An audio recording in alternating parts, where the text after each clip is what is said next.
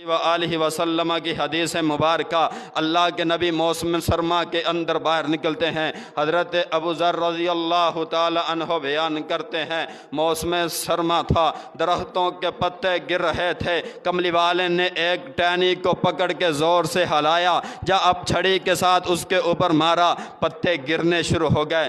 آمینہ کے لال جناب محمد الرسول اللہ صلی اللہ علیہ وآلہ وسلم نے کہا، جو بندہ نماز پڑھتا ہے اللہ اس کے گناہوں کو ایسے جاڑ دیتا ہے جس طرح درخت کے پتے گر رہے ہیں۔